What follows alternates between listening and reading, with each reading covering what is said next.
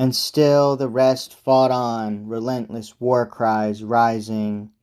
Aeneas, charging Aphareus, son of Caletor, slit open his throat, just turning toward Aeneas's ripping blade. His head slumped to the side, shield crushing in on him. Helmet too, and courage-shattering death engulfed his corpse. Next Antilochus, watching Thoon veer for a quick escape, sprang and stabbed him, slashing away the whole vein that runs the length of the back to reach the neck. He severed it, sheared it clear, and the man went sprawling, back flat in the dust, and stretching out both hands to his friends in arms. Antilochus closed to tear the gear from his shoulders, glancing left and right as Trojans massed against him, plunging from every side to batter down his shield, but they could not pierce that broad glistening hide, no scoring his tender young flesh with ruthless bronze.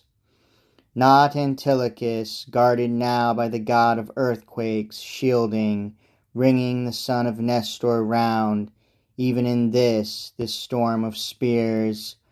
Antilochus never clear of enemies, always wheeling, bracing to face them, his own spear never resting, always brandished, quivering tense, his courage primed to cut men down with a hurl or charge them face to face.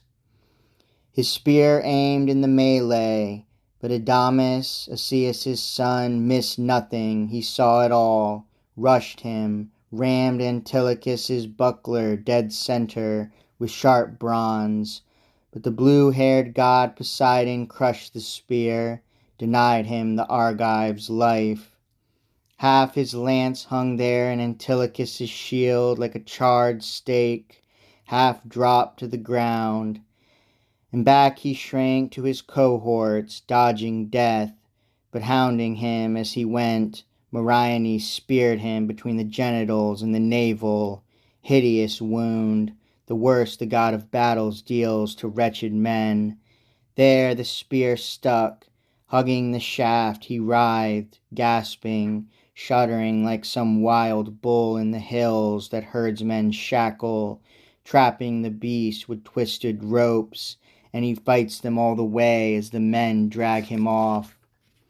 So he gasped with his wound, a little, not for long, till the hero Meriones moved in where he sprawled, wrenched the spear from his corpse, and the dart came shrouding down across his eyes. Helenus charged Deipyrus, cleft the side of his head with a massive Thracian sword, smashed his helmet and knocked it off. It fell to the earth, and an Argive snatched it up as it rolled at soldiers' feet. And the night came blinding down Deipyrus' eyes.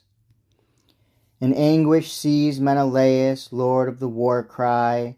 He went on the run at the fighting prophet Helenus, all menace, madly shaking his whetted javelin, just as Helenus seized his bow by the hand grip.